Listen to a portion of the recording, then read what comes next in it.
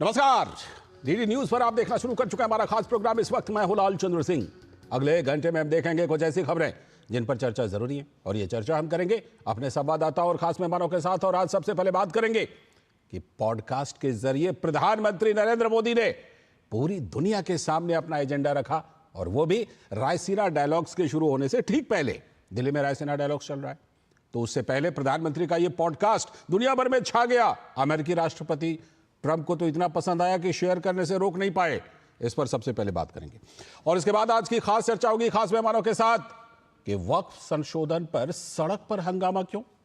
आपको याद होगा संसद में यह बिल लाया गया था, उसके बाद जेपीसी बनी थी। जेपीसी में सभी पक्षों को बुलाया गया, सभी पक्षों ने अपनी बात रखी, अपनी बात रखी। जब पूरा मौका दिया गया वहां पर बोलने का, और अभी इस पर कुछ फैसला तो हुआ नहीं है, लेकिन उसके बावजूद यह सड़क पर हंगामा क्यों, और क्या सड़कों पर तय होगा कानून का स्वरूप। इस पर करेंगे खास चर्चा खास मेहमानों के साथ। और इसके बाद बात करेंगे, बड़ी बात होती है इमरजेंसी की। इमरजेंसी आ गया, इमरजेंसी आ गई। तेलंगाना में क्या इमरजेंसी आ गई है? क्योंकि सीएम रेड्डी वहां विधानसभा में कह रहे हैं कि जो पत्रकार हैं, जो आलोचक पत्रकार हैं, उनके कपड़े उतरवा करके पीटूंगा। इस तरह की भाषा एक मुख्यमंत्री की है, तेलंगाना के मुख्यमंत्री रेवंत रेड्डी की। तो इस पर बात करेंगे, और इसके बाद बात करेंगे कि क्या बिहार में कांग्रेस अलग राह पकड़ रही है आरजेडी से अलग। क्योंकि वहां जिस तरह से आरजेडी के ना चाहने के बावजूद कांग्रेस कन्हैया कुमार को आगे कर रही है, अलग प्रोग्राम कर रही है, अलग कार्यक्रम कर रही है विधानसभा चुनाव से ठीक पहले, तो उससे ये सवाल उठ रहे हैं। हालांकि कन्हैया कुमार को लेकर कांग्रेस के अंदर भी विरोध है। इस पर भी करेंगे चर्चा, होंगे तमाम सवाल जवाब। लेकिन सबसे पहले इस वक्त की हेडलाइंस। प्रधानमंत्री नरेंद्र मोदी और न्यूजीलैंड के प्रधानमंत्री क्रिस्टोफर लक्सन के बीच नई दिल्ली में द्विपक्षीय वार्ता, कई समझौतों पर हस्ताक्षर। न्यूजीलैंड पीएम ने राजघाट जाकर बापू को दी श्रद्धांजलि।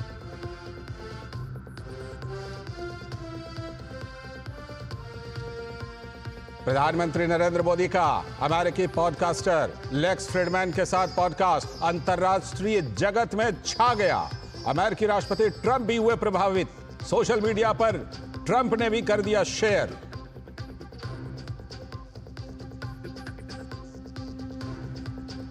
दिल्ली में आज से रायसीना डायलॉग की शुरुआत।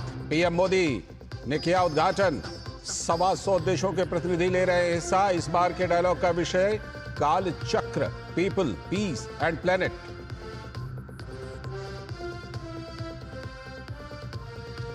होली के अवकाश के बाद आज फिर से संसद के बजट सत्र की कार्यवाही। दोनों सदनों में कई अहम प्रस्ताव के साथ विभिन्न स्टैंडिंग कमेटी की रिपोर्ट हो रही है पेश। लोकसभा में रेल मंत्रालय के अनुदान मांगों पर चर्चा। वक्फ संशोधन बिल के खिलाफ जंतर मंतर पर मुस्लिम पर्सनल लॉ बोर्ड के प्रदर्शन पर जेपीसी के अध्यक्ष जगदम्बिका पाल ने जताई कड़ी आपत्ति। कहा किसी भी मुसलमान को 1 इंच भी जमीन का नहीं होगा नुकसान।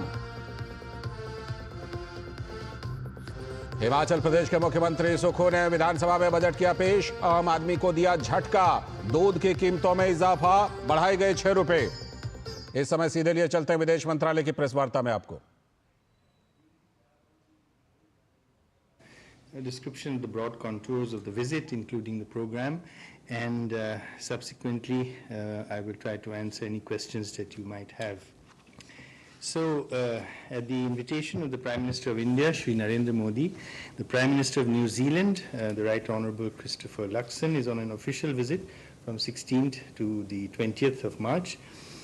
This is his first visit to India as in his current capacity as Prime Minister.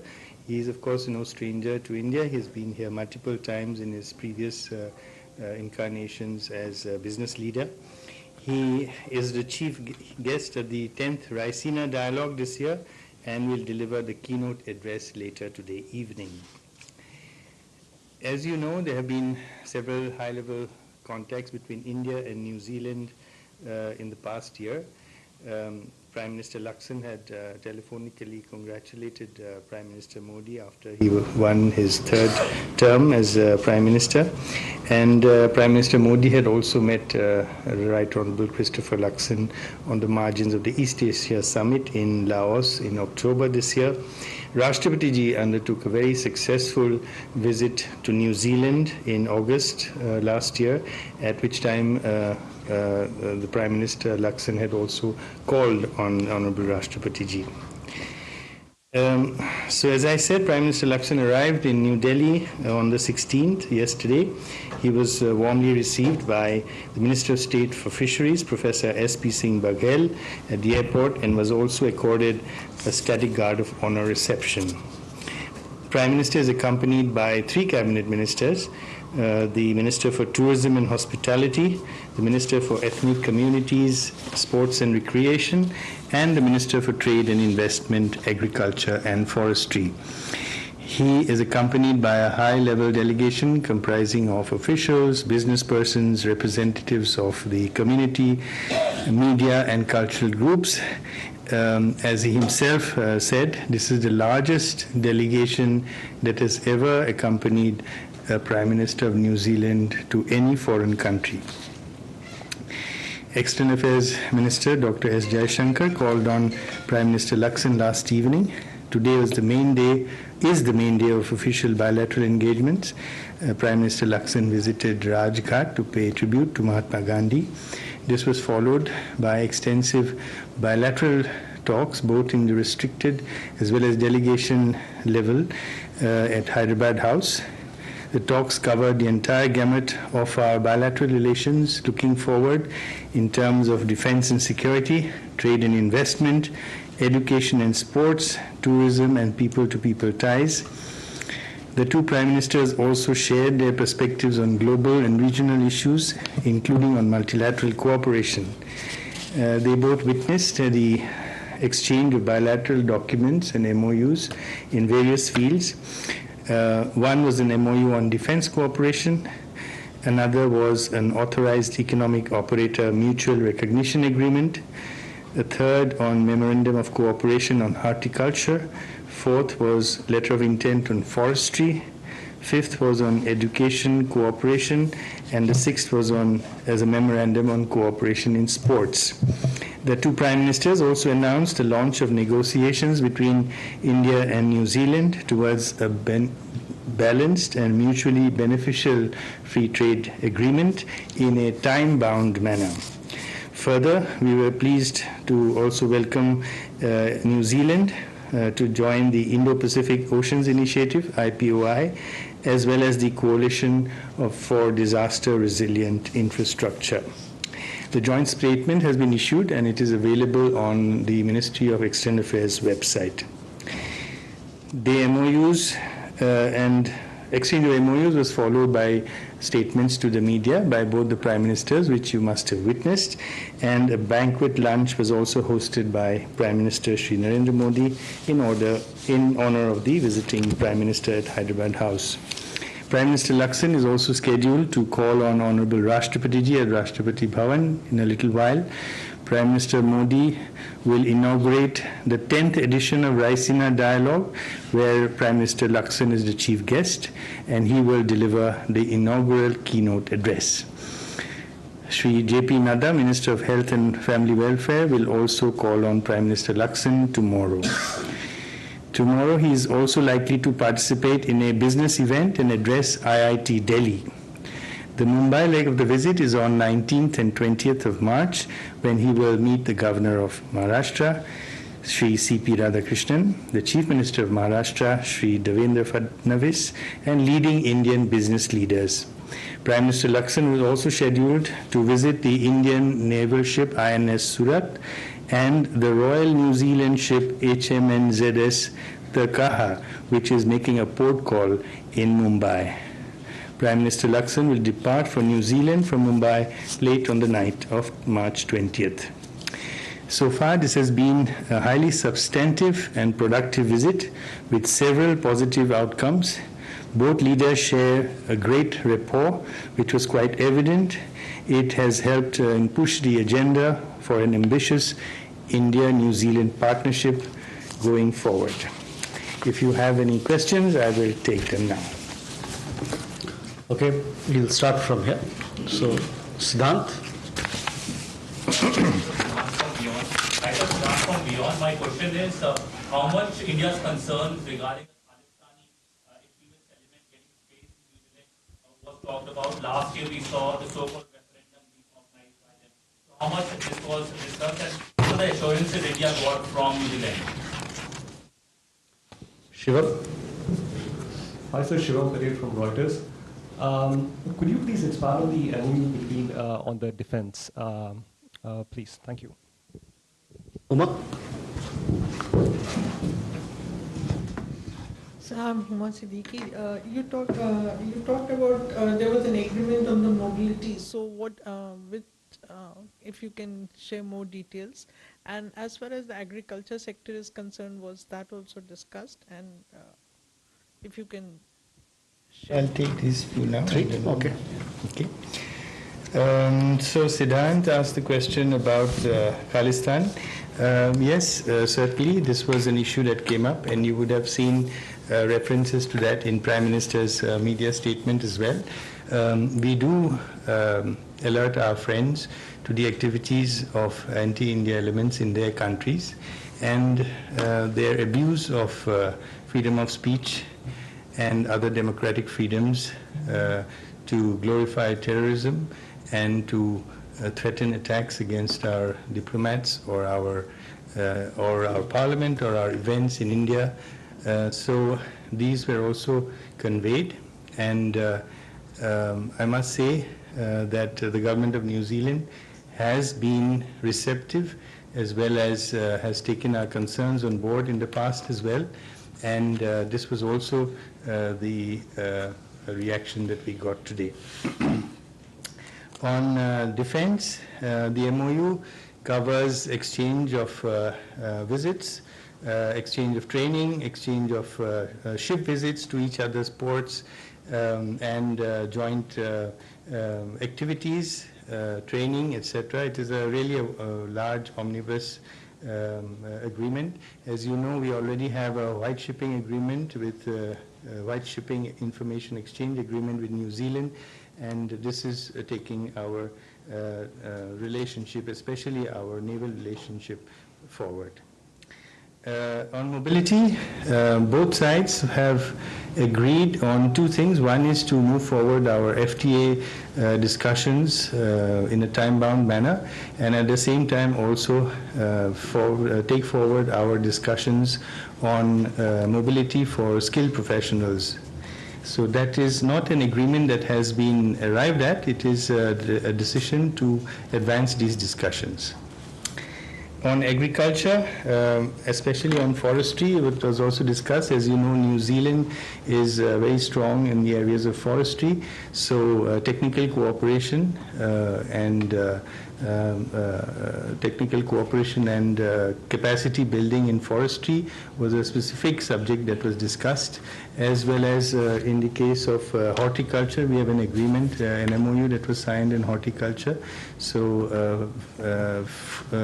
fruits, especially kiwi fruit production in India is something that comes under this particular MOU, and capacity building in that direction.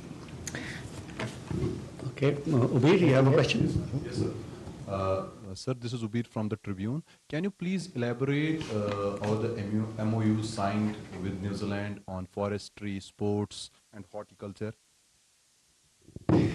Krishnamohan. Sir Krishnamohan Sharma for Bharat express.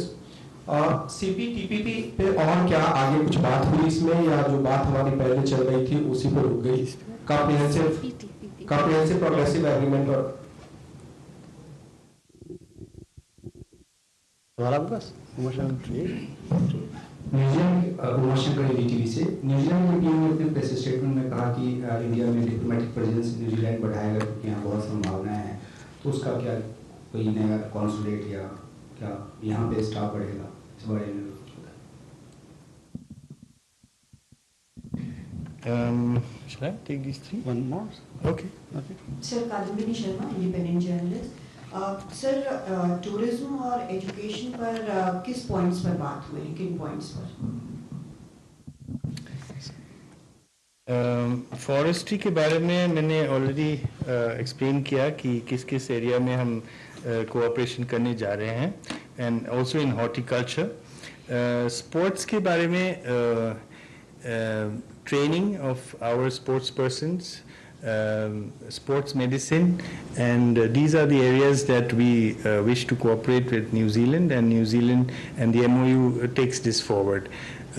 So this is an enabling MOU that will get New Zealand sports expertise to India. As you know, New Zealand is a sporting nation. Per capita, apparently, they have the highest number of Olympic medals in the world. So it is a country with which we will definitely gain in our sporting abilities in diverse areas in cooperating with New Zealand. So in the free trade agreement, जो CPTPP के बारे में कह रहे हैं, so this is a process which has been initiated कि हम एक फ्री ट्रेड एग्रीमेंट की तरफ जा रहे हैं, but in a time bound manner. Perhaps by the end of this year we hope to conclude a free trade agreement.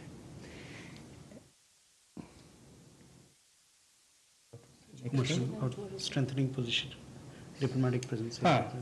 Strengthening diplomatic presence. Prime Minister Lakson ne he did say that this is one of their priorities, to enhance their diplomatic presence in India, and he stated that they were planning to increase the strength of their embassy in India in a major way, embassy and consulates in a major way. On tourism, one of course is that only about 72,000 odd New Zealand tourists visited India, but which is not too small considering that New Zealand is a population of only 5.5 million. From the Indian side, about 156,000 Indian tourists went to New Zealand last year. This could of course be increased, but one issue is of course we don't have direct flights. This is something both sides touched upon, the importance of direct flights between India and New Zealand. It is a long-standing request from the diaspora, but also from business persons who want to travel frequently between the two countries. So this is being explored. Firstly, when Deputy Prime Minister Winston Peters was in India in March last year, the air services agreement was updated. We now have an open skies policy with New Zealand. It's really for the private sector airlines to look at the potential of direct flights and act on it. On the education side, Prime Minister Modi welcomed New Zealand presence of New Zealand universities and campuses in India, but really there are many models of cooperation. It could be in terms of curriculum exchange, it could be in terms of sharing of degrees, where students could do part of their courses here, partly in New Zealand. So every model of education cooperation is open to the New Zealand side. Two more questions, Sajna?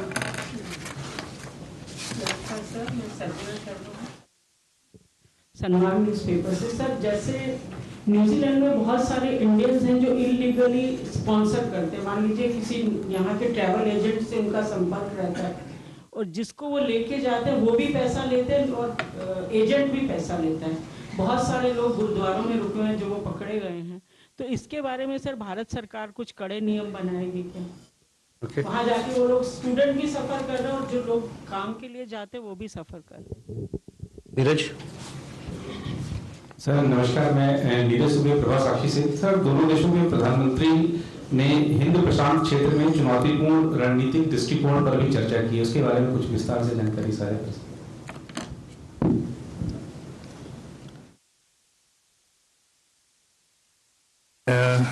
आपका पहला प्रश्न जो है student के बारे में, भारत सरकार तो इसके सख्त कार्रवाई करते हैं। जब भी ऐसा कोई एग्जाम्पल आते हैं हमारे सामने तो जो लॉ एनफोर्समेंट एजेंसीज उनके थ्रू से एजेंट्स के खिलाफ एक्शन लिया जाता है, और हम हमारे हाई कमीशन और कॉन्सुलेट जो है वहाँ पे या किसी भी देश में हो, उनसे भी हम खबर लेते हैं कि ऐसे कौन सा एजेंट है जिसने ऐसे लोगों को भड़का के ले गया है।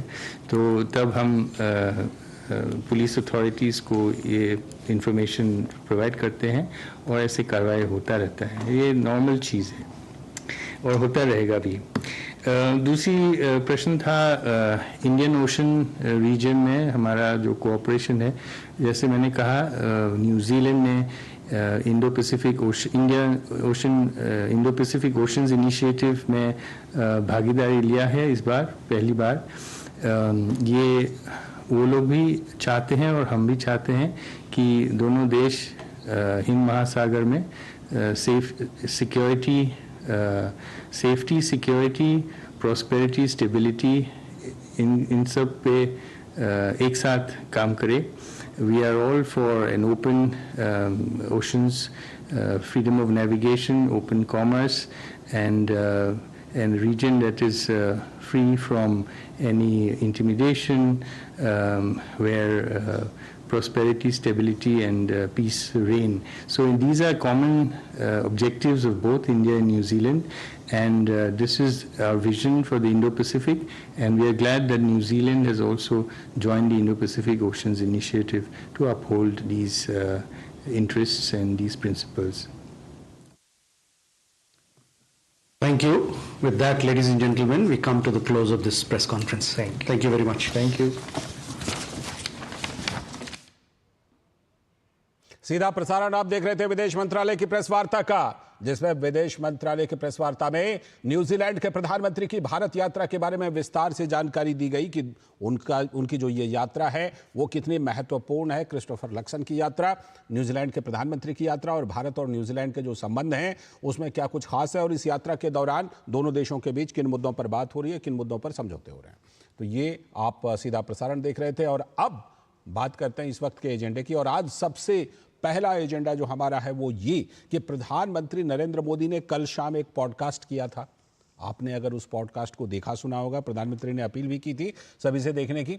तो वो जो पॉडकास्ट है, आज रायसीना डायलॉग चल रहा है नई दिल्ली में, तो रायसीना डायलॉग से ठीक पहले वो पॉडकास्ट, जिस तरह से मजबूती से प्रधानमंत्री नरेंद्र मोदी ने दुनिया के सामने बात रखी है, दुनिया के सामने पीएम ने रखा एजेंडा। प्रधानमंत्री नरेंद्र मोदी का अमेरिकी पॉडकास्टर लेक्स फ्रिडमैन के साथ पॉडकास्ट अंतरराष्ट्रीय जगत में छा गया है। पीएम मोदी का यह पॉडकास्ट में प्रधानमंत्री नरेंद्र मोदी ने हर सवाल का बड़ी ही बेबाकी से जवाब दिया है। और आज से नई दिल्ली में आयोजित रायसीना डायलॉग से ठीक पहले यह पॉडकास्ट आया। तो प्रधानमंत्री नरेंद्र मोदी ने पॉडकास्ट के जरिए दुनिया भर के सामने भारत का मजबूत पक्ष रखा। उभरते भारत की पूरी तस्वीर को पीएम मोदी ने रख दिया दुनिया के सामने इस इंटरव्यू के जरिए। पाकिस्तान के साथ रिश्ते से लेकर तमाम बड़े मुद्दों पर विस्तार से पीएम मोदी ने अपनी बात इस इंटरव्यू में, इस पॉडकास्ट में रखी। पीएम मोदी ने गोधरा कांड और गुजरात दंगे से जुड़े मामलों पर भी खुलकर जवाब दिया है। इसमें इस दमदार पॉडकास्ट से एक बार फिर दुनिया प्रधानमंत्री नरेंद्र मोदी की कायल हो गई है। अमेरिका के राष्ट्रपति डोनाल्ड ट्रंप तो इतने प्रभावित हुए कि वो पॉडकास्ट को सोशल मीडिया पर शेयर करने से अपने आप को रोक नहीं पाए। उन्होंने सोशल मीडिया पर इसका लिंक शेयर किया है। तो तमाम बड़े मुद्दों पर प्रधानमंत्री ने भारत का मजबूत पक्ष दुनिया भर के सामने इस इंटरव्यू, इस पॉडकास्ट के जरिए रखा है। तमाम बड़े मुद्दों पर, चाहे उन्होंने ये देखिए जो डोनाल्ड ट्रंप द्वारा प्रोटोकॉल तोड़े जाने की का भी उन्होंने जिक्र किया था कि हमारे लिए, मेरे लिए डोनाल्ड ट्रंप ने प्रोटोकॉल तोड़ा था, उसका भी प्रधानमंत्री ने जिक्र किया। भारत का जो पाकिस्तान के साथ रिश्ता है, पड़ोसी देश चीन के साथ रिश्ता है, तमाम जो राष्ट्रीय मुद्दे हैं, अंतर्राष्ट्रीय मुद्दे हैं, उन सभी मुद्दों पर उभरते भारत की जो पूरी तस्वीर है उसको प्रधानमंत्री ने बहुत ही खूबसूरती से इस पॉडकास्ट के जरिए, इस इंटरव्यू के जरिए उकेरा है। तो तमाम बड़े मुद्दों पर प्रधानमंत्री ने इसमें बात की है। हम आपको कुछ प्रमुख मुद्दों पर उनकी बातों को सुनवा देते हैं। प्रधानमंत्री ने गुजरात के मुख्यमंत्री और देश के पीएम के तौर पर अपने अनुभवों की भी चर्चा की। इसमें 2002 की गुजरात की घटना से जुड़े सवाल का जवाब देते हुए पीएम ने कहा कि विमान अपहरण, संसद पर हमले और 9/11 जैसी वारदातों के बैकग्राउंड में वो बेहद संवेदनशील समय था। पीएम ने इस मामले पर किए गए दुष्प्रचार का तथ्यों के साथ जवाब दिया। 2002 से पहले गुजरात में 250 से ज्यादा बड़े दंगे हुए थे और 1969 में जो दंगे हुए थे वो तो करीब 6 महीना चले थे। अरे तब तो हम कहीं थे ही नहीं दुनिया के उस चित्र में, उस समय की मैं बताऊं। और इतनी बड़ी घटना एक ऐसा स्पार्किंग पॉइंट बन गया कि कुछ लोगों की हिंसा हो गई, लेकिन न्यायालय ने उसको बहुत डिटेल में देखा है, लंबे अरसे। और उस समय हमारे जो विरोध के लोग हैं वो सरकार में थे और वो तो चाहते थे कि हम पर जितने आरोप लगे थे हमको सजा हो जाए, लेकिन उनके लाखों कोशिश के बाद भी जुडिशरी ने पूरी तरह डिटेल में उसका एनालिसिस किया, 2 बार किया और अब पूरी तरह निर्दोष। जिन लोगों ने गुनाह किया था उनके लिए न्यायालय ने अपना काम किया है। लेकिन सबसे बड़ी बात है, जिस गुजरात में साल में कहीं कहीं दंगे हुआ करते थे, 2002 के बाद आज 2025 है, गुजरात में 20-22 साल में कोई बड़ा दंगा नहीं हुआ, पूरी तरह शांति है। और हमारी कोशिश ये रही है कि हम वोट बैंक की राजनीति नहीं करते, हम सबका साथ, सबका विकास, सबका विश्वास, सबका प्रयास, इसी मंत्र को लेकर के चलते हैं। पॉलिटिक्स ऑफ अपीजमेंट से हमने पॉलिटिक्स ऑफ एस्पिरेशन की तरफ गए हैं। तो खोलकर जवाब दिया है प्रधानमंत्री मोदी ने।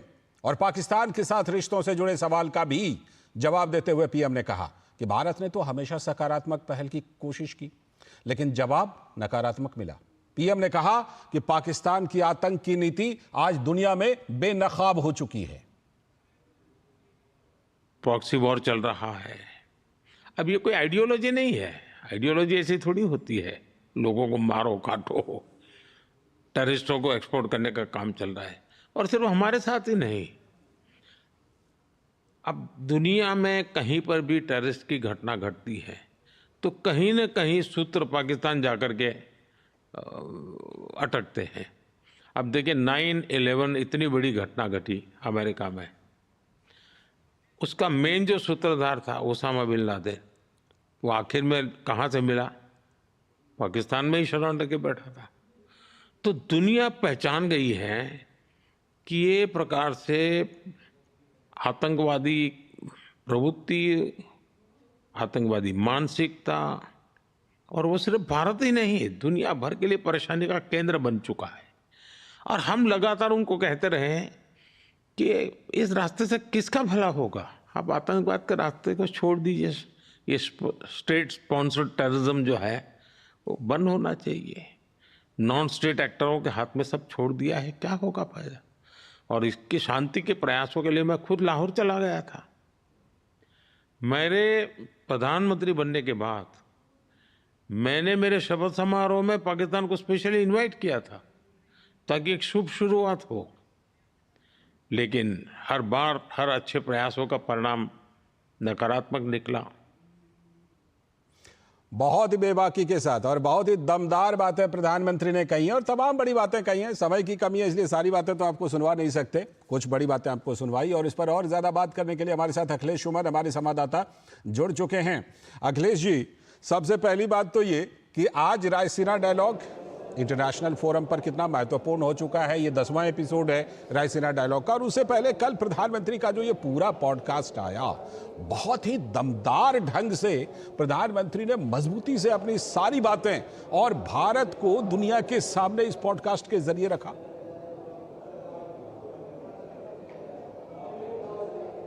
देखिए, निश्चित तौर पे ये जो रायसीना डायलॉग है उसमें 100 से ज़्यादा देशों के प्रतिनिधि आ रहे हैं, डेलीगेट्स आ रहे हैं, जो भिन्न भिन्न पेशों से हैं।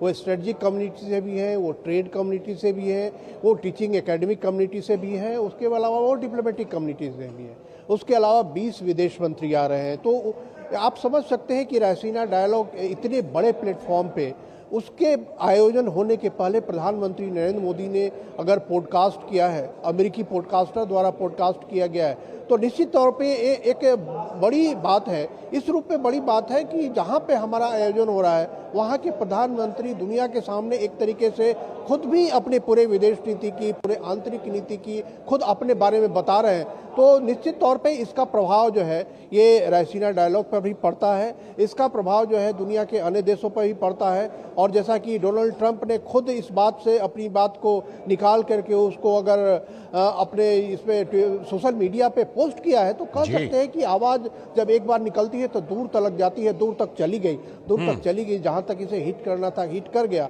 और जो देख रहे हैं पाकिस्तान की जो हालत, इसके बारे में प्रधानमंत्री नरेंद्र मोदी खुद बोल रहे थे कि पाकिस्तान से मेल मिलाप करने के कितने बार प्रयास किए गए, खुद उन्होंने प्रयास किया। उसके पहले अटल बिहारी वाजपेयी भी वहाँ गए थे बस यात्रा करते हुए, ये प्रयास हुआ। लेकिन पाकिस्तान की नीतियों में कोई परिवर्तन नहीं हुआ। कोई वहाँ का 5 साल कोई प्रधानमंत्री नहीं रह पाया और स्थिर देश बना रहा आतंकवाद। तो इन बातों को प्रधानमंत्री ने अपने पॉडकास्ट के जरिए कहा है कि कैसे ओसामा बिन लादेन पाकिस्तान में रह रहा था जब अमेरिका ने उसको पकड़ा। अभी कुछ दिन पहले आईसिस के एक आतंकवादी को अमेरिका को सौंपा गया पाकिस्तान के द्वारा। तो वो जो पुरानी नीति थी पाकिस्तान की, वो जानबूझ के इसलिए बोल रहे थे कि जो रायसीना डायलॉग में जो लोग आ रहे हैं उनको बैकग्राउंड पता रहे कि भारत किस खतरनाक जो है पड़ोसी देश के बगल में रह रहा है, जिसकी पूरी जो नीति है, विदेश नीति है, वो आतंकवाद पर स्थित है। और आतंकवाद को ब्लैकमेल करने का एक जरिया बनाते हैं, जो पूरी दुनिया में जिनके साथ उनको कुछ उगाना है तो उगाही करने का जरिया बनाते हैं, जिसका खामियाजा अंत में आतंकवादी को पालने पोसने का खामियाजा खुद पाकिस्तान को भुगतना पड़ रहा है। तो मुझे लगता है कि रायसीना डायलॉग पे इसका प्रभाव पड़ेगा, प्रधानमंत्री नरेंद्र मोदी की पॉडकास्ट का। और निश्चित तौर पर रायसीना डायलॉग का जो महत्व है कि दुनिया के जो ज्वलंत मुद्दे हैं, दुनिया के ज्वलंत मुद्दों पे बातचीत हो, विचार विमर्श हो, नतीजा कोई रेजोल्यूशन नहीं लिया जाता, लेकिन निश्चित तौर पर जब इतना बड़ा इंटरेक्शन होता है तो लोगों के जहन में जाता है कि ग्लोबल साउथ का सबसे बड़ा देश जो है वो अंतर्राष्ट्रीय मुद्दे पर किस तरह से विचार अखिलेश जी, आपने जैसे जिक्र किया कि 100 से भी ज्यादा देशों के प्रतिनिधि इसमें हिस्सा ले रहे हैं। जाहिर सी बात है कि पूरी दुनिया की मीडिया की नजर इस रायसीना डायलॉग पर जरूर होगी और रहती है। और पूरी देश और दुनिया की पूरी मीडिया तो नहीं कीजिए, लेकिन इतना जरूर कहिए कि पूरी मीडिया का एक वर्ग ऐसा रहा है जो हमेशा से कुछ ना कुछ ये बातें उठाता रहा। 2002 का मैं जिक्र करने जा रहा हूं कि 2002 से ही देश और दुनिया के मीडिया का एक वर्ग हमेशा से ये कहता रहा, इस पर ये जवाब नहीं मिला, इस पर वो जवाब नहीं मिला। कल प्रधानमंत्री ने जिस तरह से इस पॉडकास्ट में विस्तार से और जिस तरह मजबूती से तमाम फैक्ट को बातें मजबूती के साथ वो सारे फैक्ट्स रखे हैं, उसका भी असर निश्चित तौर पर जो मीडिया का एक वर्ग अपना इस पर एक एजेंडा चला रहा था देश और दुनिया में, उनको कल प्रधानमंत्री ने करारा जवाब दिया इस पॉडकास्ट इंटरव्यू के जरिए। पॉडकास्ट जो था, पॉडकास्ट में निश्चित तौर पे जो देश की अंदरूनी हालत थी, जो 2002 की बात थी, उस सारी बातों पे प्रधानमंत्री ने काफ़ी विस्तार से अपनी बातें कही और एक तरीके से उन्होंने पूरी दुनिया को संदेश दिया कि जो सच्चाई है, हकीकत है, वो ये है। अब आप मीडिया तो स्वतंत्र होती है, अपने हिसाब से वो लिखती है, जो एजेंडा चलाना होता है एजेंडा चलाती है, लेकिन जिस पे के बारे में वो बोल रही है उसका एक बहुत बड़ा महत्व होता है कि वह अपनी बातों को कहाँ तक ले जाता है। और जब कोई एक बात कहता है तो उस मीडिया को भी उनकी बातें वो चलानी पड़ती है जिनके खिलाफ वो एजेंडा चला रहे होते हैं। तो ये बहुत ही सटीक और बहुत ही रणनीतिक तौर पर प्रधानमंत्री नरेंद्र मोदी ने हस्तक्षेप किया है वहाँ, जब 2 टर्म के बाद अब तीसरे टर्म में है। और एक गुजरात का 2002 का मामला बार बार मीडिया के अंदर उठाई जाती है, बताई जाती है, तो निश्चित तौर पे बहुत सकारात्मक हस्तक्षेप था, क्योंकि इससे भारत की भी छवि खराब होती थी। भारत के जो पूरा सेकुलर जो मानचित्र है, भारत का जो सेकुलर फैब्रिक है, उस सेकुलर फैब्रिक पर भी लोगों को संदेह होता था।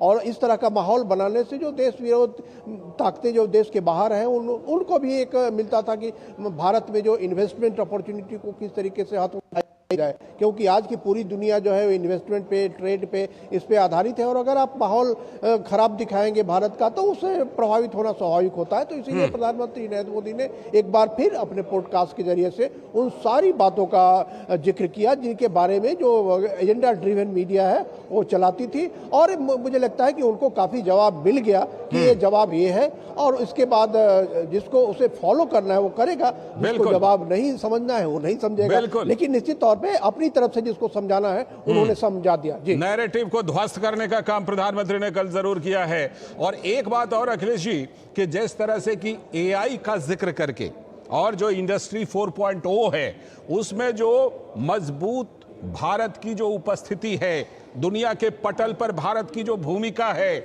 और आगे भारत की जो भूमिका होने जा रही है, उसके बारे में भी प्रधानमंत्री ने इस मंच से बहुत मजबूती से बात रखी।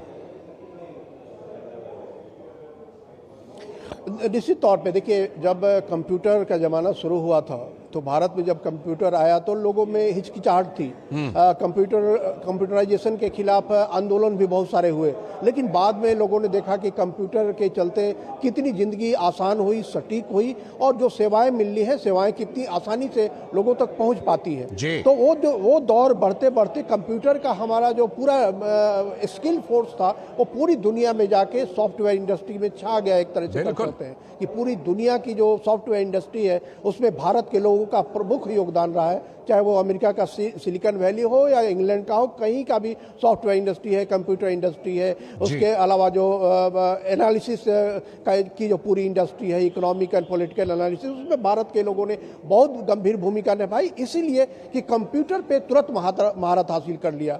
और आज जब एआई की बात शुरू हुई है तो हमारी जो जनसंख्या है इतनी विराट है कि जैसे ही कोई नई चीज आती है तो उसे पकड़ने के लिए हमारे यहाँ के लोग काफी उत्साहित होते हैं, नई तकनीक को पकड़ने के लिए काफी उत्साहित होते हैं। और जब एआई आया है तो एआई को समझने वाले, एआई को प्रैक्टिस करने वाले, एआई के बारे में उत्सुकता दिखाने वाले, उनको ट्रेन करने वाले लोगों की संख्या भी भारत में लगातार बढ़ रही है। और इसीलिए प्रधानमंत्री नरेंद्र मोदी की जो आशा है कि आगे आने वाले दिनों में एआई में भी भारत वैसे ही लीड करेगा जैसे कंप्यूटर के क्षेत्र में, सॉफ्टवेयर के क्षेत्र में भारत ने लीड किया। ठीक है, यानी कि भारत एक लीडर के तौर पर क्या भूमिका निभाने वाला है, इसकी पूरी तस्वीर प्रधानमंत्री ने रखी है। बहुत बहुत शुक्रिया अखिलेश जी जुड़ने के लिए और इस खबर पर बात करने और विश्लेषण करने के लिए। फिलहाल वक्त है एक ब्रेक का, और ब्रेक के बाद जब लौटेंगे तब इस वक्त में बात करेंगे आज की खास चर्चा की। और वो खास चर्चा होगी कि वक्फ संशोधन आम मुसलमानों को फायदा पहुंचाने के लिए किया जा रहा है,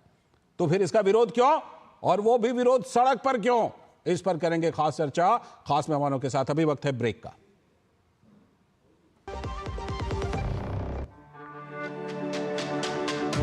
मेरी पसंद, मेरी पसंद,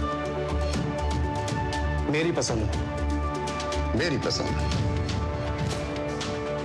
हमारी पसंद, हम सबकी पसंद। मजबूत देश का मजबूत सरिया हो गया स्टील। जो लक्ष्य चुना था समझ आने लगा है। जीएलए यूनिवर्सिटी, उच्च लक्ष्य की निश्चित प्राप्ति।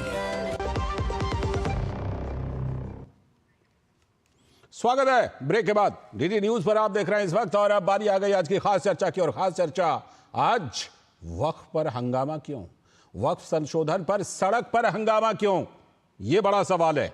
वक्फ संशोधन के खिलाफ all India Muslim personal law board का जंतर मंतर पर प्रदर्शन चल रहा है। संसद की संयुक्त संसदीय समिति यानी जेपीसी ने all India Muslim personal law board को भी और तमाम पक्षों को बुलाया था। जेपीसी में सभी पक्षों की बातें सुनी गई थी। लोकसभा अध्यक्ष को जेपीसी के अध्यक्ष जगदंबिका पाल रिपोर्ट भी सौंप चुके हैं। दरअसल गरीब, पसमानदा, महिलाओं, विधवाओं और बच्चों को वक्फ में संशोधन का लाभ मिलने वाला है, लेकिन मुस्लिम पर्सनल लॉ बोर्ड आम लोगों में भ्रम फैलाकर उनको सड़क पर उतार रहा है। सवाल यह है कि वक्फ में सुधार से क्या आपत्ति है और क्यों परहेज है। समय के साथ आम मुसलमानों को फायदा देने के लिए क्यों नहीं होना चाहिए यह संशोधन। देश भर में वक्फ बोर्ड की कई गड़बड़ियां सामने आ चुकी हैं। वक्फ की मनमानी के मामले लगातार सामने आते रहे हैं और लोग विरोध कर रहे हैं। कहीं पूरे गांव पर, कहीं मंदिर पर, कहीं गुरुद्वारे पर दावा किया जा चुका है। और हद तो तब हो गई जब संसद भवन से लेकर ईडन गार्डन तक पर वक्फ के नाम पर दावा ठोक दिया जाता है। और वक्फ के खिलाफ जो करीब 90,000 मामले चल रहे हैं, उनमें 2/3 से अधिक, 60,000 से भी अधिक मामले आम मुसलमानों के हैं वक्फ के खिलाफ।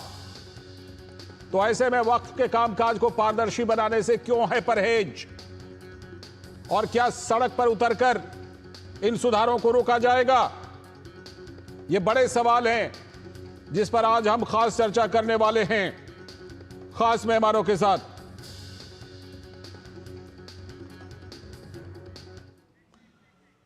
लेकिन जरा देखिए कि नेताओं के क्या बयान आ रहे हैं। सपा सांसद जियाउर रहमान ने वक्फ में संशोधन का जबरदस्त विरोध किया, सुनिए।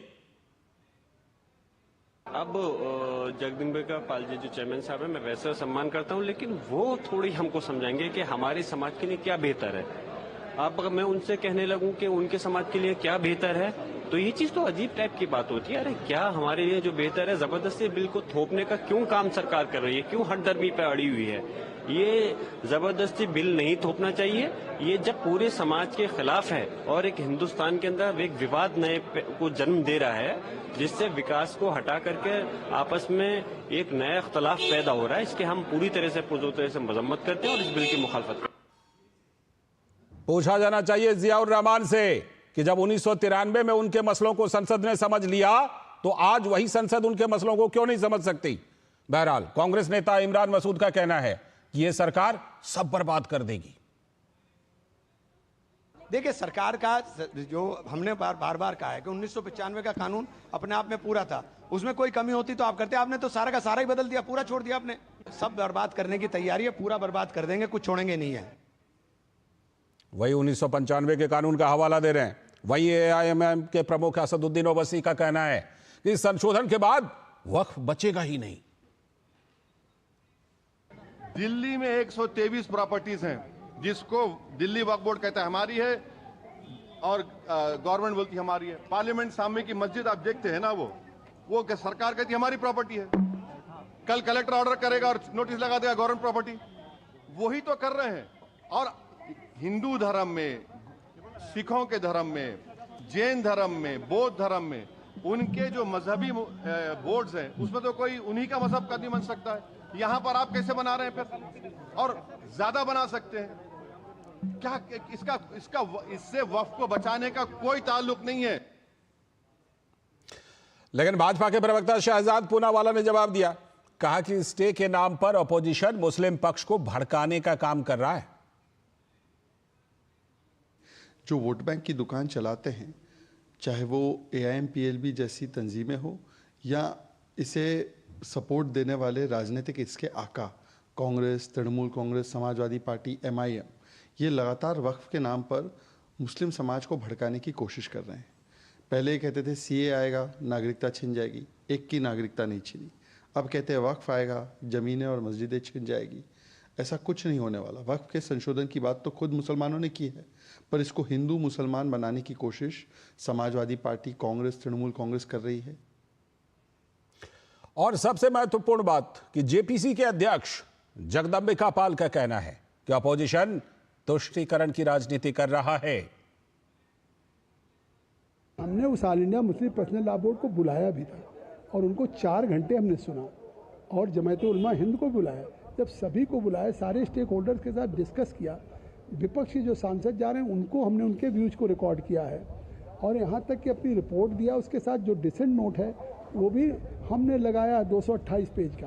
तो इतनी बड़े डिसेंट नोट के साथ लोकतांत्रिक प्रक्रिया में उस JPC की रिपोर्ट है, और इसके बावजूद भी देश के लोगों को या तो गुमराह कर रहे हैं, या तो कोई सियासी तकरीर है, या विपक्ष के लोग अपने अस्तित्व को बचाने के लिए, अल्पसंख्यक के तुष्टीकरण के लिए, वोट की राजनीति के लिए गए हैं।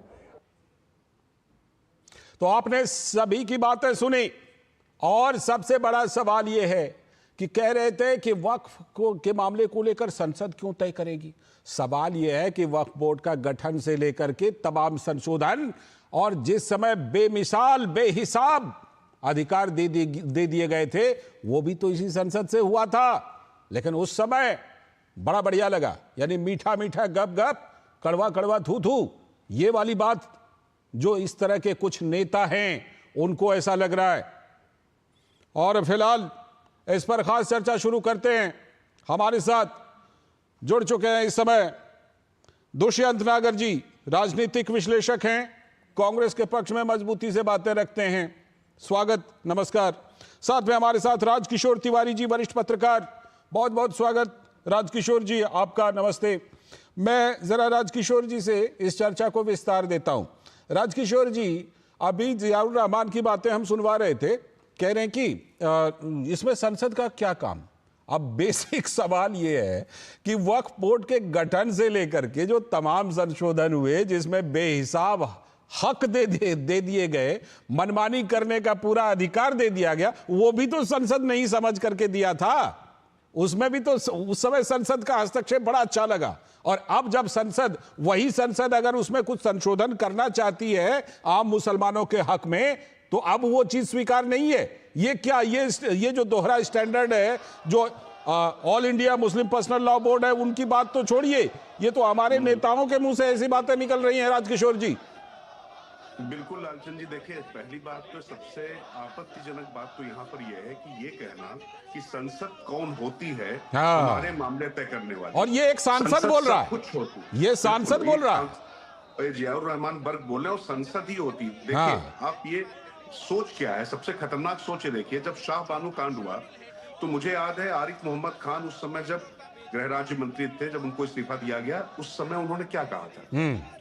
उन्होंने बताया कि जो तमाम कांग्रेस के उस समय जो बड़े नेता थे, उनका कहना था उनके मसले हैं, इसलिए उनके मसलों को सॉल्व करने दिया। अरे उनके मसले क्या होता है? लालचंद या राजकिशोर या नागर जी के मसले ना थोड़ी है, तीनों देश के नागरिक है ना। देश के नागरिकों को लेकर जो मसले हैं वो संसद में आपको पक्ष में आए या विपक्ष में आए, अब यहाँ पर जनता का मैंडेट जिसके पक्ष में आया है, तो कई बार हो सकता है कि आपको लगे कि उस पर मनमानी हो रही है, तो उस पर जेपीसीसी बना दी गई, सब कुछ हो गया। लेकिन ये जो है ना कि न खाता न बही, जो मौलाना जी कहें वो सही, ये नहीं चल सकता है, ये बिल्कुल नहीं चल सकता है। और इस तरीके की जो बातें हैं वो समाज तोड़ने वाली, देश तोड़ने वाली और विभाजक बातें हैं, ये कतई बर्दाश्त नहीं किया सकती। और सांसद के मुख से नहीं, कतई नहीं इसको बर्दाश्त किया जा सकता। और दूसरी बात आप देखिए तकरीरें क्या हो रही है जंतर मंतर से कि शाहीन बाग बना देंगे।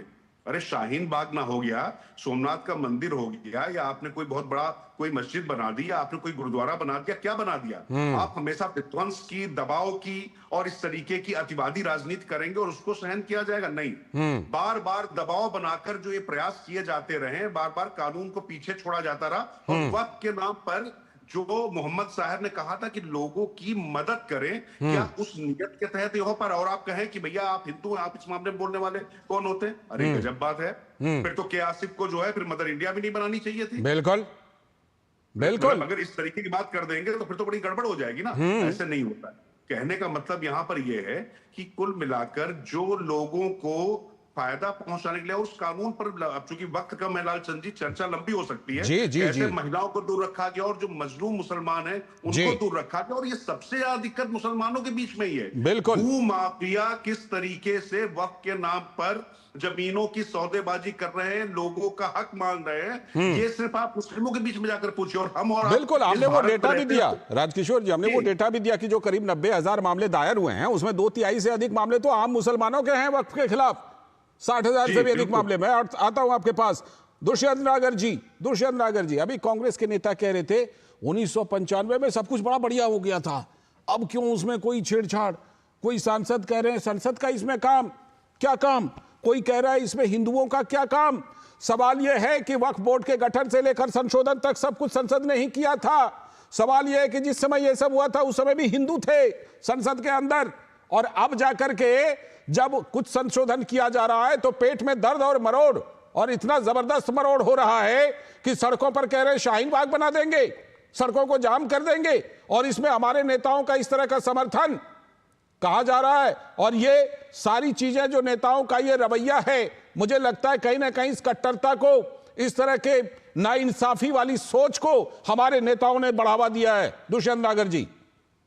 जी बिल्कुल नहीं दिया है। और मैं बड़े गंभीरता से कहना चाहता हूं कि एक व्यक्ति की या एक सांसद की सोच को सारे संप्रदाय की सोच से जोड़ के नहीं देखा जा सकता।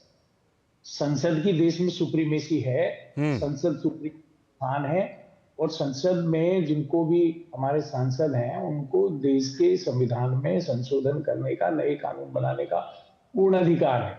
अच्छी बात है। कोई एक सांसद अगर बयान दे रहा है तो उसे मतलब सभी से जोड़ के नहीं देखा जा सकता। अब क्या कहें आपको, हमने तमाम सांसदों, 3 सांसदों की बात तो सुनवा दी, जियाउर रहमान की बात सुनवाई, इमरान मसूद की बात सुनवाई, ओवैसी जी की बात सुनवाई। जियाउर रहमान की बात से मैं स्वयं को नहीं जोड़ता, लेकिन जो कांग्रेस पार्टी के लीडर हैं जो कह रहे हैं उनकी बातों को गंभीरता से लिया जाना चाहिए। उन्होंने क्या कहा कि भाई कुछ गवाहों को तो आपने बुला लिया, कुछ गवाहों को आपने बुलाया नहीं। दूसरा वो क्या कह रहे हैं कि भाई आपने खंड दर खंड जो एक परंपरा है चर्चा करके रिपोर्ट की, उसके बाद आप उसको प्रस्तुत करते, लेकिन आपने क्या है अपने तरीके से बिना चर्चा कराए अपने तरीके से रिपोर्ट को बना के। दुष्यंत नागर जी, मुझे अच्छी तरह याद है कि इस सारे प्रोसेस को पूरा करने के लिए जेपीसी को अतिरिक्त समय दिया गया, उसका समय बढ़ाया गया।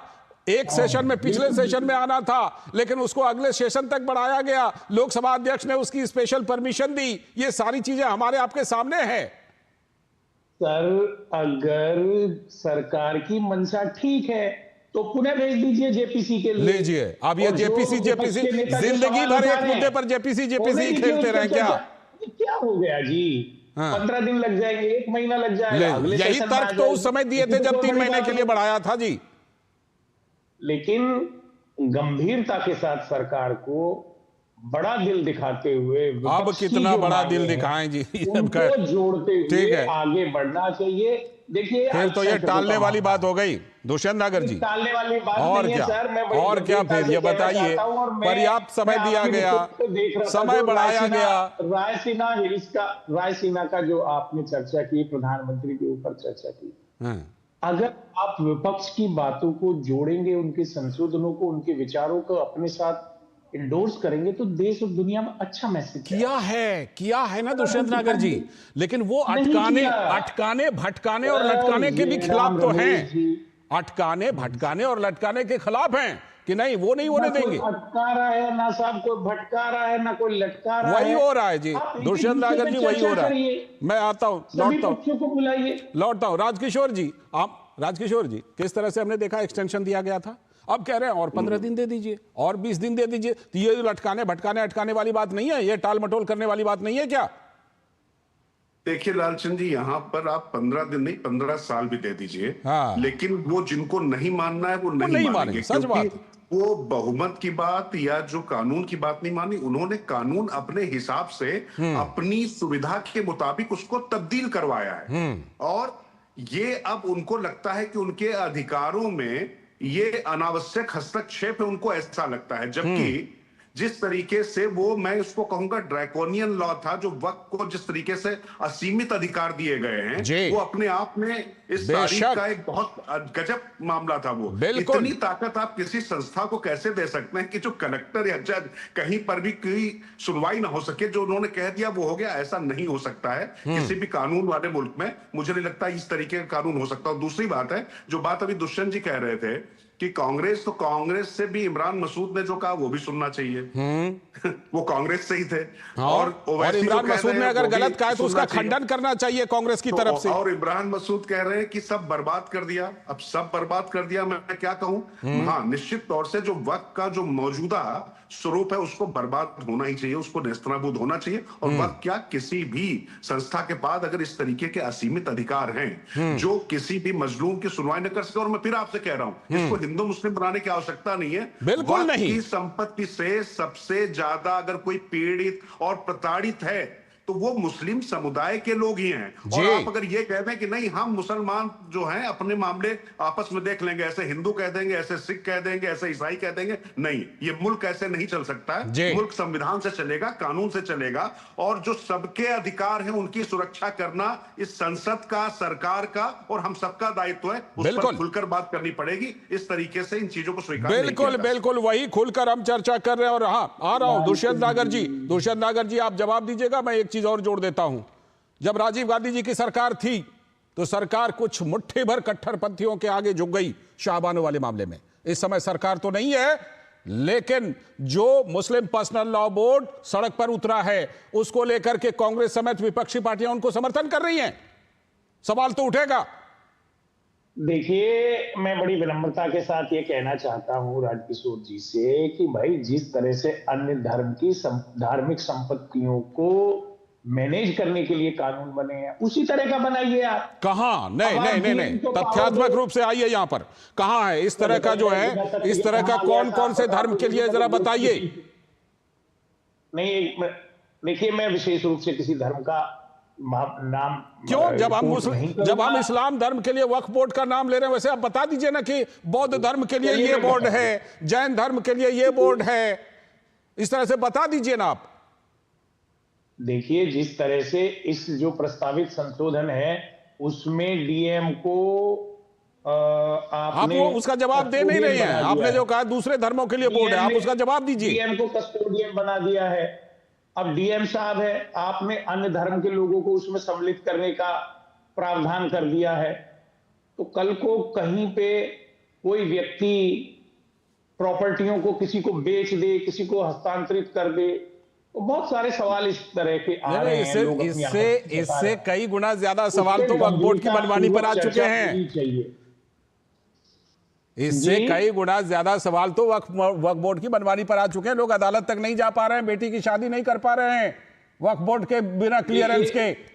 देखिए, अगर कुछ गलत हो रहा है वर्तमान वक्फ बोर्ड, उसी का तो संशोधन है सर, उसी को तो संशोधित करने का संशोधन है। खैर, लेकिन जैसा कि कहा जा रहा है कि भाई सारे को बदलने की क्या जरूरत? नहीं, सारे स्वरूप को बदलने की सारे चीजें, पहले वही मैं कह रहा हूं। शायद मुझे लगता है कि मुस्लिम पर्सनल लॉ बोर्ड जो भ्रम फैला रहा है आम लोगों के बीच, वो भ्रम हम लोग ना फैलाएं।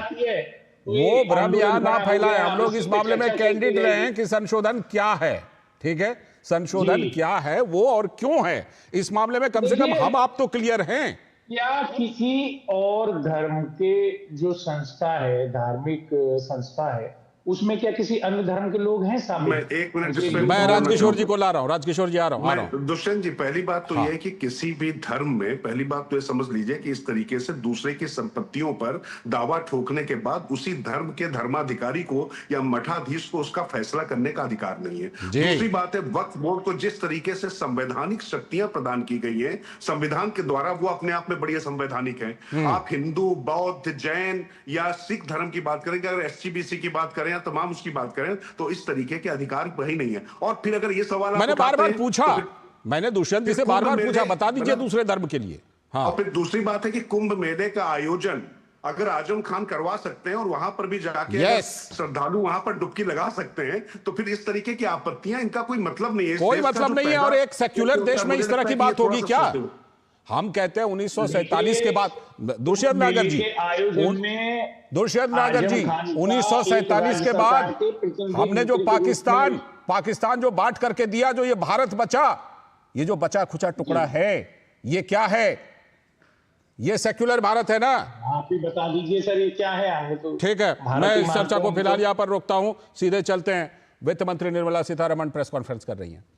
Get out of their institutions. There's still a shortage of industry expectation in terms of the skills that they expect, which they want to find in every new applicant. Now, this problem was so very clearly recognized by the Honorable Prime Minister that in July 24 budget, which was for the rest of the year, having given a vote on account in February 24, for the rest of the year we came up with a budget in July 24, in which 5 different schemes were announced in order to improve more enrollment into jobs, more support to the job seeker who gets enrolled, support to the employer who wants these new employment, the additional employments that he gets in, and moreover to bring in that kind of a bridge which is so required for industry expectation to be met and for the youth to find a chance to know where what kind of expectations exist in the industry or business world. How did we want to do it? We wanted to have an internship scheme in which the government would give a fair deal of amount for monthly expenditure in terms of some kind of a payment for the intern, 4,500 rupees, and the industry was asked to chip in 500 rupees.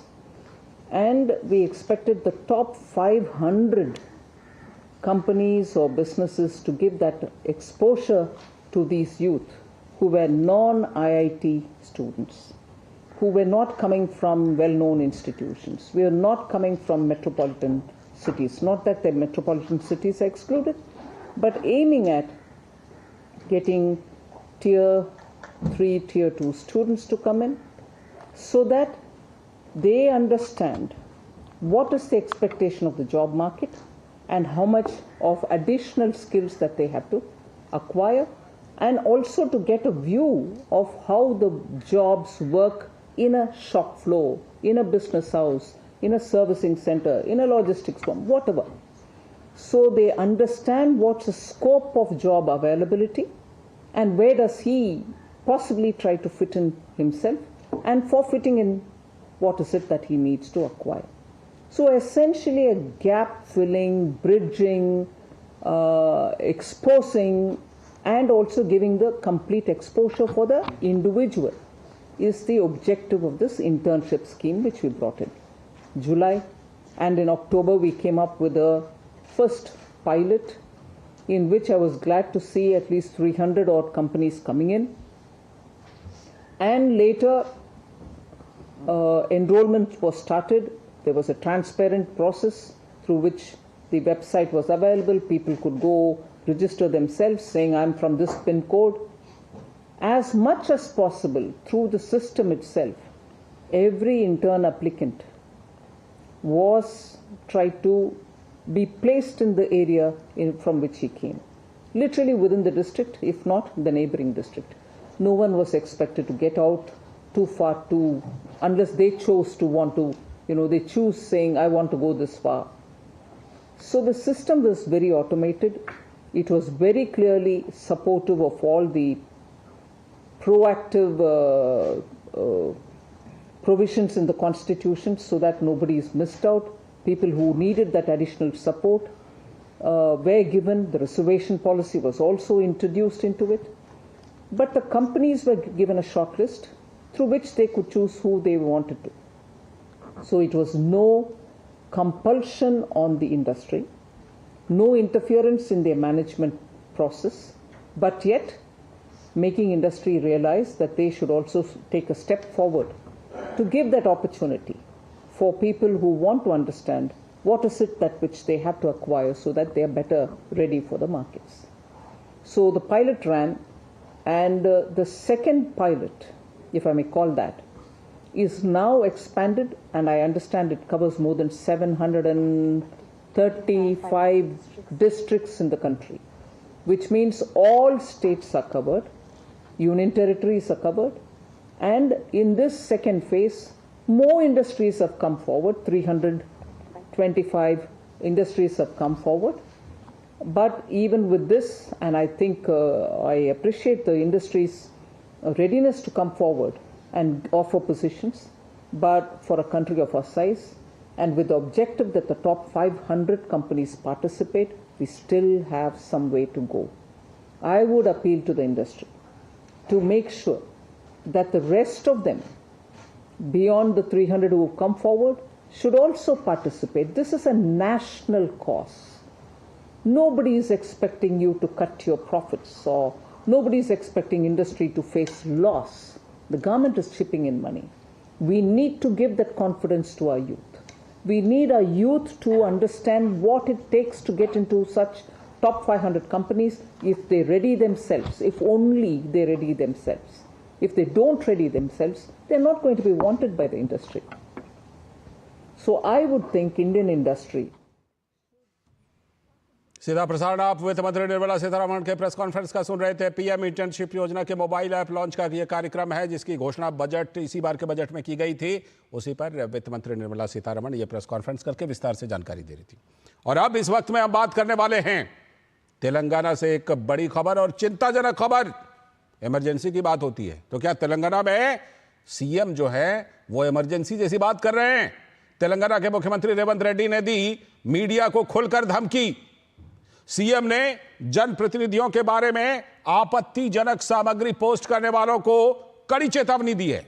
क्या कहा है जरा मैं आपको दिखाता हूं, आगे चलकर सुनवाऊंगा भी। कहा है विधानसभा के अंदर कि ऐसे लोगों के कपड़े उतार कर सार्वजनिक रूप से उनकी परेड कराई जाएगी। यह सीएम रेड्डी का बयान है, वो भी विधानसभा के अंदर। सीएम और उनके परिवार पर पोस्ट करने के लिए 2 महिला पत्रकारों को पहले ही गिरफ्तार किया जा चुका है। विधानसभा में इन्हीं 2 महिला पत्रकारों की गिरफ्तारी के जिक्र के दौरान सीएम ने यह अपना आपा खोया और यह बयान दिया है। रेड्डी सरकार पर छात्रों और प्रदर्शनकारियों को जेल में बंद करने के भी आरोप हैं। भ्रष्टाचार और कुशासन पर रिपोर्टिंग के लिए कई लोकल यूट्यूबर्स की भी गिरफ्तारी हो चुकी है। कुछ आलोचकों पर तो रासुका एनएसए तक लगा दिया गया था, लेकिन बाद में भारी दबाव के चलते वापस लिया गया। सरकार पर सवाल उठाने वाले एक अखबार का तो सभी विज्ञापन राज्य सरकार ने रोक दिया। तो तेलंगाना में इस बीच हालांकि जबरदस्त वित्तीय संकट है, लेकिन रेड्डी सरकार आलोचकों पर एनएसए लगाने में व्यस्त है। राज्य में बेतहाशा मुफ्तखोरी और भ्रष्टाचार के कारण वित्तीय संकट पैदा हुआ है, लेकिन लगाम मीडिया पर।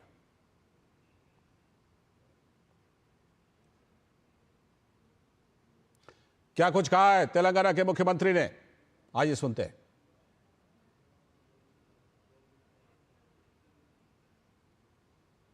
వేదిక మీద నుంచి ఐఎండ్పిఆర్ లేకపోతే డిఏవిపి ఆమోదించిన పత్రికలు ప్రసార సాధనాలు వాళ్ళు ఇచ్చే ఐడి కార్డులు ఉన్నోళ్ళు జర్నలిస్టులా ఎవడు పడితే వాడు ఏదో ఒక ట్యూబ్ పెట్టుకొని మమ్మల్ని ఇష్ట రాజ్యాంగ అధ్యక్ష ప్రజా జీవితంలో ఉన్నాం కాబట్టి నిజంగా ఓపిక పడుతున్నాం అధ్యక్ష, రక్తం మరుగుతుంది. ఏంది భాష అది అధ్యక్ష? కుటుంబ సభ్యులను అంతేసి మాటలు అంటుంటే అసలు మీరు మనుషులా అని నేను వాళ్ళని అడగదలుచుకున్నా అధ్యక్ష. మీకు భార్య బిడ్డలు లేరా, తల్లిదండ్రులు లేరా?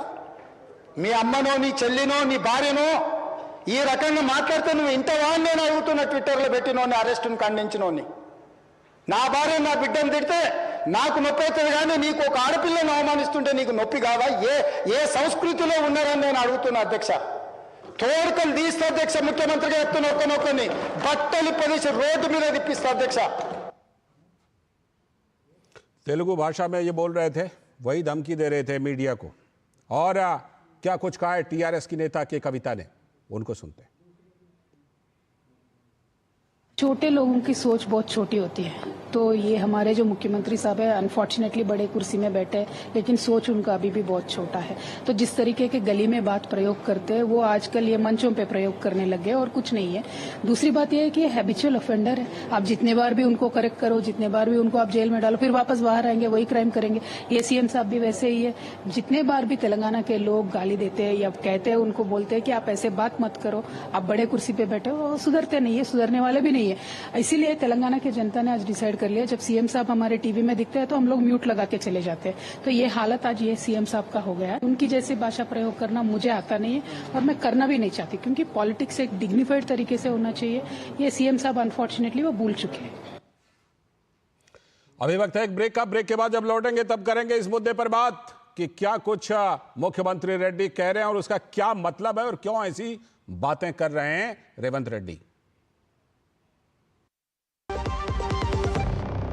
जब धरती चीर कर निकलता है लोहे का पत्थर और मिलता है मोंगिया के जोश से, फिर तपता है, पिघलता है और बनता है फौलाद।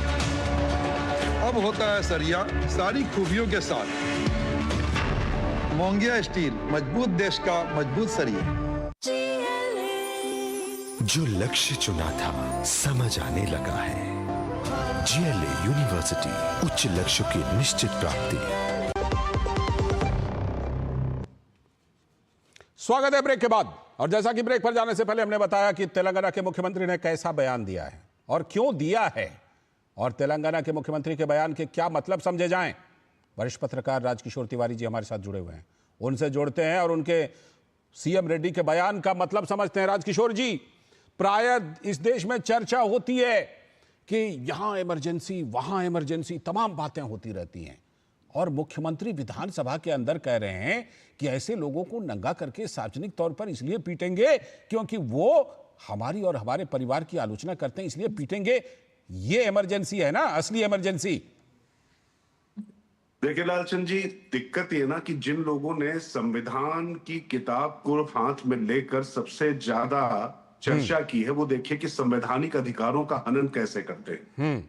रेवती और संध्या, दो महिला पत्रकारों को बात करते हैं महिलाओं के मान सम्मान की, सवेरे सवेरे जाकर किस तरीके से पकड़ कर लाते हैं, और उनको राहुल गांधी के लिए ट्वीट करना पड़ता है कि आप देखिए कि क्या ये आपके यहाँ मतलब लोकतंत्र चल रहा है। अब ये जो सोचिए कि सदन पे खड़े होकर मुख्यमंत्री क्या कह रहे हैं कि नंगा करके सड़कों पर दौड़ाकर पीटेंगे। अरे ये भाषा, मैं तो के कविता को सुन रहा था, मतलब मुझे उनकी भाषा और जो उनका मुद्दा था वो बड़ा ठीक लगा जो उन्होंने कहा, बड़े सलीके से उन्होंने सख्त बात कही। और मुझे याद है कि चुनाव के समय में इन्हीं के कविता और इनके पिता के बारे में बहुत आपत्तिजनक टिप्पणी कांग्रेस के लोगों ने की थी। तब तो बीआरएस की सरकार थी, तो क्या बीआरएस वाले लोगों को भी इसी तरीके से सड़क पे नंगा दौड़ा के पीटना चाहिए था कांग्रेस के नेताओं को?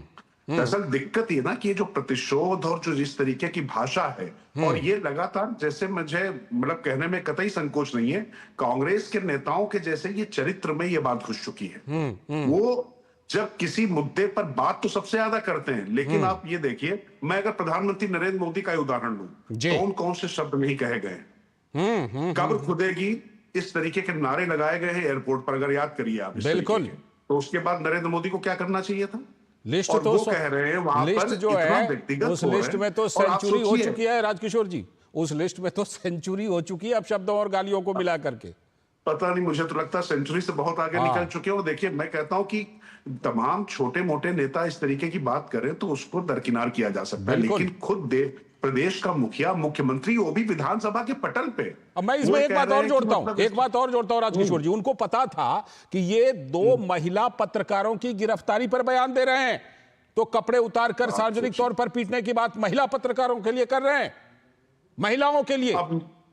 अच्छा, मैं वही लालचंद जी, वही तो कह रहा हूं मैं, ये जो इकोसिस्टम जरा इसको देखिए, सोचिए और समझिए। अभी मैं देख रहा था कि यूपी में एक जो है वहां पर दंगा भड़काने के लिए केरला का एक पत्रकार, मतलब वो जो कपन सिद्दीकी थे, उसको लेकर बहुत चर्चा हुई। तमाम जो पत्रकार जो बात कर रहे थे, लग रहा था कि भाई साहब कहीं ऐसा ना हो कि कलेजा मुंह से निकल के बाहर ना आ जाए कि कितना आतताई हो गया, कितना जुल्म सितम हो गया। लेकिन किस तरीके से कांग्रेस की सरकार में जब ये सब कुछ होता है तो सबके मुंह पे दही जम जाता है। बिल्कुल। और ये जो तमाम जो अभिव्यक्ति की स्वतंत्रता के जो सुरमा हैं, जो अलमबरदार हैं, ये आखिर क्यों इनके मुंह पर जिप लग जाती है, ये भी बहुत बड़ा चिंता का विषय। और एक बात और मैं कहना चाहूंगा यहाँ पर, आप ये सोचिए, जिस फ्री बीच की आप बात कर रहे थे, दरअसल इनकी परेशानी समझिए, और मुझे लगता है जनता के बीच में भी ये बात जानी चाहिए लालचंद जी, कि जो लोग आपको प्रलोभन दे रहे हैं, तमाम लुभावने वादे कर रहे हैं, वो डिलीवर कर पाना असंभव है। ये बात रेवंत रेड्डी भी कह चुके हैं। और इन्हीं सब चीजों को जब उठाया जा रहा है तो उसके बाद उनको दिक्कत हो रही है। और तो और जाने दीजिए, वहां टनल में 7 मजदूर 21 दिन से फंसे हुए हैं, उस पर किसी के मुंह से कोई बात नहीं निकल रही। आप याद करिए, उत्तराखंड में जब फंसे हुए थे, कितने मजदूर फंसे हुए थे, किस तरीके से वहां पर एक रेस्क्यू ऑपरेशन किया गया। अब यहां पर इनके लिए इस तरीके की राजनीति, पत्रकारों पर लगातार जुल्म सितम, और तो और जाने दीजिए, सिर्फ कार्यकर्ताओं पर भी जो विपक्षी पार्टी के लोग हैं, जो आपने कहा ना तेलंगाना में इमरजेंसी, एक्चुअली ये उसका नमूना है, ये मॉडल है। और मैं फिर कह रहा हूं कि अंदर इतना जहर, इतना विद्रोह, पता नहीं किस चीज का भरा हुआ है कि जैसे ही कोई बात आपके खिलाफ जाती है, तुरंत आप सामने वाले का सर कर्म कर दीजिए। इसको कहते हैं औरंगजेबी मानसिकता। तो ये जो चीजें हैं, ये लगातार दिखाई पड़ रही है। और रेवंत रेड्डी पहली बार ऐसा नहीं कर रहे हैं। आप ये देखिए कि कर्नाटक में भी अगर आप देखेंगे तो जिस तरीके से वहां पर भी लागू किया गया, मुस्लिम आरक्षण लागू किया गया, चूंकि संविधान की बात हो रही है ना, लेकिन आप तेलंगाना में चूंकि आप बात कर रहे हैं, तो आप ये सोचिए कि जो के कविता जो बात कह रही थी, उस बात में कितना दम है कि लोग म्यूट करके चले जाते हैं, क्योंकि कितनी शब्दों की मर्यादा वहां पर मुख्यमंत्री के स्तर पर गिर रही। अच्छा, तेलंगाना भी अजब है, हैदराबाद भी अजब है। कभी अकबरुद्दीन ओवैसी होते हैं, वो कहते हैं कि 15 मिनट के लिए हटा दीजिए, हम देख लेंगे, है ना। और वहीं पर रेवंत रेड्डी होते हैं, और आजकल दोनों की पटरी भी बहुत खा रही है। मुझे लगता है कि उसका इंडक्शन हो गया है। कहते हैं ना कि फल के साथ जो है फल रहकर अपना रंग बदलता है। तो ये कुल मिला के आया, यूं कहने की एक प्रवृत्ति या एक प्रकृति के लोग हैं कि जो खाता भाई हम कहें उसके लिहाज से ये चीज आपने एक पहलू का जिक्र किया, मैं उसको जरूर थोड़ा सा विस्तार देना चाहूंगा। देखिए, नेताओं पर तो सवाल उठते ही हैं राजकिशोर जी, बड़े बड़े सवाल नेताओं पर उठते रहे, लेकिन आपने जो एक बात बहुत बड़ी महत्वपूर्ण कही, कहां है मोमबत्ती गैंग, जो कैंडल गैंग जिसको कहते हैं। मैं देश और विदेश सारे कैंडल गैंग की बात कर रहा हूं। वो मोमबत्ती गैंग कहां है ऐसे बयानों के बाद, जो छोटे छोटे मामलों पर हंगामा काटता है? यह भी बड़ा सवाल है।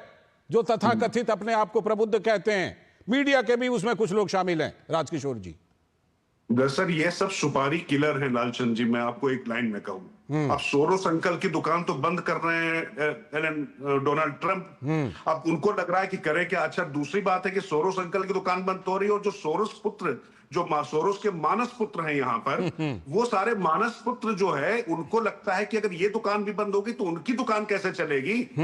समस्या यहाँ पर ये देखिए, होता क्या है कि कई बार तमाम लोगों को, तमाम नेताओं को, बहुत से लोगों की बात समझ में नहीं आती। अच्छा, पत्रकार भी कई बार मर्यादाएं तोड़ते हैं, मुझे इसमें कहने में संकोच नहीं करता। पत्रकार, उस पर आप कार्रवाई करिए, उस पर बात करिए, लेकिन कानून के दायरे में रहकर। जरूर। आप विधानसभा के अंदर से डरा रहे हैं, कह रहे हैं कि नंगा करके मारेंगे, वो भी महिला दो पत्रकार हैं। आप बताइए कि यही बात, आप कल्पना कर लीजिए, यही बात अभी योगी आदित्यनाथ ने कह दी होती, या भारतीय जनता पार्टी शासित सात समंदर पार तक हंगामा मच जाता। राजकिशोर जी, तो जंतर मंतर में ये जो वक्त की जो चल रही है ना धरना, ये कम हो गया होता, ये मोमबत्ती गैंग वहां पर ज्यादा सक्रिय हो गया होता। तो यही बात है ना कि, और देखिए, मैं फिर कहता हूं कि हमें सलीका नहीं है गलत बयानी का, हमारे मुंह में हमारी जुबान रहने दो। हम पत्रकारों का तो क्या है, जो बात है जैसे आई वैसे आपके सामने कह दी। अच्छा, हो सकता है आपको लगा हो, अच्छा 60 साल का एक बूढ़ा वहां पर बोल रहा है, और 60 वर्ष के बूढ़े के मुंह से कुछ शब्द निकल जाते हैं, और आप वहां आरोप लगाते हैं कि एक पार्टी विशेष के दफ्तर में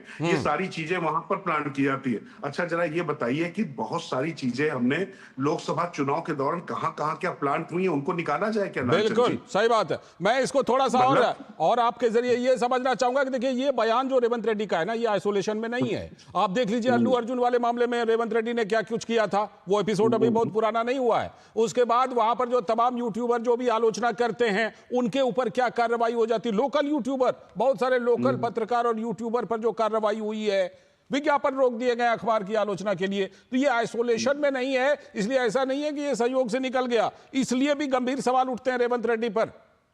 नहीं, ये संयोग नहीं है लालचंद जी, ये पूरा प्रयोग है सुविचारित रणनीति में। आप अच्छा एक बात और देखिए, जब राहुल गांधी की भारत जोड़ो न्याय यात्रा चल रही थी, तो उसमें उन्होंने क्या कहा था, ये जो परंपरागत मीडिया है, टीवी या अखबार, उनके बजाय वो तमाम यूट्यूबर्स उसमें से कुछ स्वतंत्र भी हो गए। आप समझ रहे हैं, स्वतंत्र लगातार जो है, और वो ऐसे स्वतंत्र हैं कि उन्होंने स्वतंत्रता की बेड़ियां, जो कागज का वजन है, पहले से ही अपने तिजोरियों में रखा हुआ है। वो सारे लोगों को साथ ले जाके कि जो मैं कह रहा हूं ठकुर सुहाती, हम जैसे चल रहे हैं, हम कैसे दौड़ते हैं, हम टी शर्ट के नीचे कुछ पहनते कि नहीं पहनते, वो टी शर्ट पहन के सर्दी में जा सकते हैं कि नहीं जा सकते हैं, हम तपस्वी हैं, ध्यानी हैं, त्यागी हैं, जो लगातार आपकी चरण वंदना करें, जो लगातार आपका मंत्रोच्चार करें, लोग लगातार आपका यशगान करें, उनको तो आप पूरी तरीके से आंखों पर बैठा लीजिए। लेकिन अगर आईना दिखा दिया तो आईना ही नहीं तोड़ेंगे, आईना दिखाने वाले को भी तोड़ डालेंगे। इस तरीके की जो भाषा, और ये पूरा मैं इसीलिए कह रहा हूं कि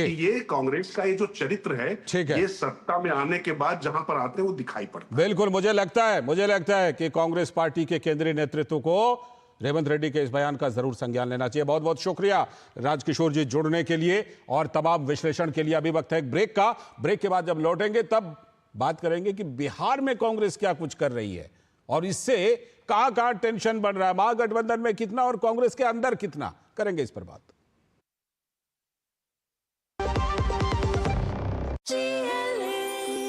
जो लक्ष्य चुना था समझ आने लगा है।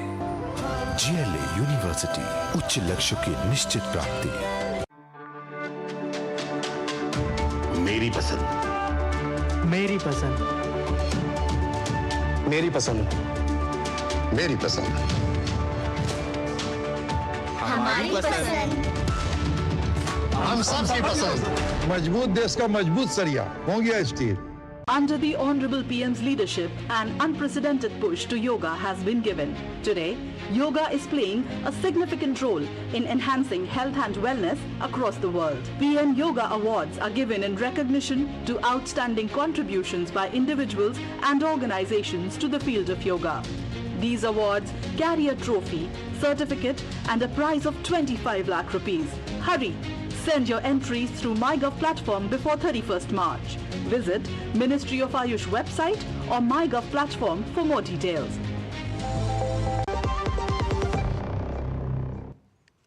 स्वागत है ब्रेक के बाद। आप देख रहे हैं इस वक्त, और अब हम बात करने वाले हैं कि बिहार में कांग्रेस क्या कुछ कर रही है, क्योंकि बिहार में कांग्रेस जिस रास्ते पर जा रही है उससे कुछ संकेत मिल रहे हैं। और वो संकेत क्या है कि क्या महागठबंधन का टूटेगा बंधन।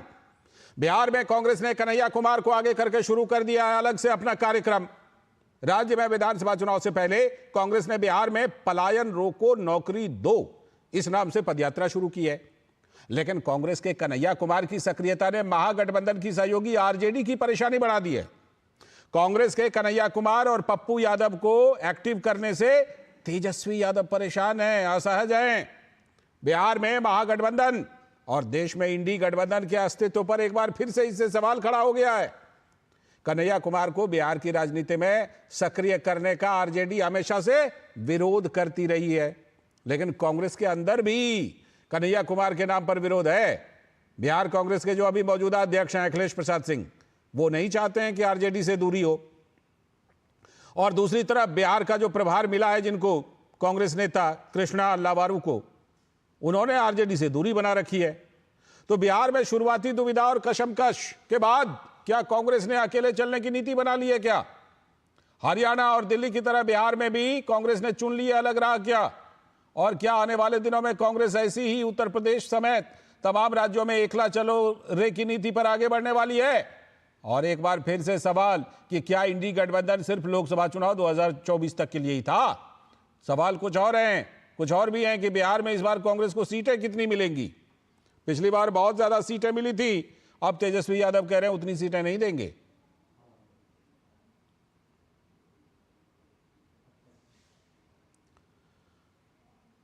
और इन सब के बीच बिहार कांग्रेस की पलायन रोको नौकरी दो यात्रा कल से शुरू हो गई और कन्हैया कुमार इस यात्रा में अहम किरदार बने हुए हैं। बिहार का भविष्य या किसी भी समाज का भविष्य उस समाज का नौजवान होता है, तो नौजवानों का पलायन रुके और उनको जो है बेहतर शिक्षा मिले, बेहतर नौकरी मिले, बेहतर जो है जीवन जीने के तमाम बुनियादी संसाधन उपलब्ध हो और हर बिहारी आत्मसम्मान से अपनी जिंदगी जी सके, इसलिए ये यात्रा। तो इस पर जेडीयू के नेता नीरज कुमार का कहना है कि कन्हैया कुमार को तो आरजेडी से पूछना चाहिए कि क्या रोजगार का मतलब संपत्ति सृजन होता है। कांग्रेस पार्टी यह सवाल जरूर पूछेगी कि रोजगार का मतलब संपत्ति सृजन तो नहीं होता, तो तेजस्वी यादव से यह सवाल पूछना चाहिए कांग्रेस पार्टी के कन्हैया को कि आखिर क्या कारण है कि 43 बीघा 12 कट्ठा 16 दूर केवल पटना में 468 करोड़ की संपत्ति आखिर आई कहां से। और हमें ये लगता है कि ये पूरी पदयात्रा पर तेजस्वी यादव अपना नजरिया नहीं पेश कर रहे हैं, ज़्यादा असहज महसूस कर रहे हैं कि राजनीति की दुकान में एक नया किरदार आ गया, अब उनके परेशानी का सबब बना है। तो परेशानी का सबब बना है और जेडीयू और बीजेपी इस पर चुटकी ले रही है। मधुरेश नारायण पटना से हमारे संवाददाता जुड़ चुके हैं इस पर और ज्यादा जानकारी और विश्लेषण के साथ। मधुरेश, कन्हैया कुमार अपना आखिर शुरुआत में थोड़ी सी कांग्रेस के मन में हिचक थी, आरजेडी के प्रेशर में आ रही थी, लेकिन अब क्या कांग्रेस ने उस बंधन को, उस हिचक को तोड़ दिया है और कन्हैया कुमार के इस तरह से सक्रिय होने के बाद, आगे आने के बाद महागठबंधन में, आरजेडी में भी परेशानी और कांग्रेस के अंदर भी परेशानी है क्या? हाँ बिल्कुल, जैसे ही कन्हैया कुमार का बिहार में आगमन होने की सूचना हुई तो बिहार में कांग्रेस ही अपने आप में दो खेमे में बट गई है। एक जो खेमा है वो अखिलेश प्रसाद जो कांग्रेस अध्यक्ष है उनके साथ है वो जो खेमा है वो कतई नहीं चाहता है कि कन्हैया यहाँ पर आए और कैंपेन करे। इसके साथ ही कांग्रेस प्रभारी को लेकर के भी कुछ नाराजगी है, क्योंकि जो कांग्रेस के नेता है वो चाहते हैं कि किसी यहाँ के व्यक्ति को ही, किसी पुराने कांग्रेसी को ही यहाँ का प्रभारी बनाया जाए। तो भी एक मसला है। दूसरा ये कि राजद का प्रभाव 1990 के दशक से ही बिहार में कांग्रेस पे देखने को मिल रहा था। अब कांग्रेस इस प्रभाव से बाहर निकलने की कोशिश कर रही है, जिससे सबसे ज्यादा परेशानी खुद राजद को ही है, तेजस्वी यादव को है और लालू प्रसाद को भी है, क्योंकि लालू प्रसाद कतई नहीं चाहते हैं कि उनके बेटे के अलावा बिहार में कोई दूसरा युवा चेहरा किसी भी पार्टी का सामने आए। और कन्हैया अपने आप में एमएसयूआई के नेता होने के साथ ही एक अच्छी पकड़ रखते हैं, खास करके बेगूसराय के कुछ कंस्टिट्यूएंसीज। तो ऐसे में जो कन्हैया कुमार है उनको लेकर के ये ठीक है। जो मधुरेश इस बीच में एक चर्चा ये भी थी कि पिछली बार जितनी सीटें कांग्रेस को मिली थी ना, उतनी सीटें देने के लिए तेजस्वी यादव तैयार नहीं है। क्या इसके लिए भी जानबूझ करके कांग्रेस ने कन्हैया कुमार और पप्पू यादव को आगे कर दिया है ताकि तेजस्वी यादव और ज्यादा असहज हों और उन पर प्रेशर बने? हाँ बिल्कुल, ये प्रेशर पॉलिटिक्स जो है तेजस्वी के ऊपर में लोकसभा चुनाव के बाद से ही देखने को मिला था, जब अखिलेश प्रसाद ने खुले मन से कह दिया था कि इस बार हम 100 सीटों पर चुनाव लड़ेंगे। जिसके बाद तेजस्वी ने खुलकर बयान दिया था और कहा था कि पिछले बार जिसका नेतृत्व जैसा रहा था उसके अनुसार ही उसको सीट दी जाएगी। और पिछले बार की बात करें तो कांग्रेस को 70 सीट महागठबंधन की तरफ से मिली, जिसमें कि मात्र 19 सीटों पर बहुत ही खराब स्ट्राइक रेट रहा था कांग्रेस का। बिल्कुल सही कह रहे हैं। तो इसी हिसाब से अगर देखा जाए तो जो प्रेशर पॉलिटिक्स था वो उस समय से शुरू हो गया। और ये भी कहा जा सकता है कि जो अभी कन्हैया की यात्रा है वो इसी प्रेशर पॉलिटिक्स का भी एक। ठीक है, चलिए देखते हैं कि ये यात्रा, ये प्रेशर पॉलिटिक्स आखिर महागठबंधन में और कुल मिलाकर के इंडी गठबंधन में आगे क्या क्या रंग दिखाएगा। बहुत बहुत शुक्रिया मधुरेश, फिलहाल समय की कमी है, बहुत बहुत शुक्रिया आपका जुड़ने के लिए। और इसी के साथ आज के इस वक्त में इतना ही। नमस्कार।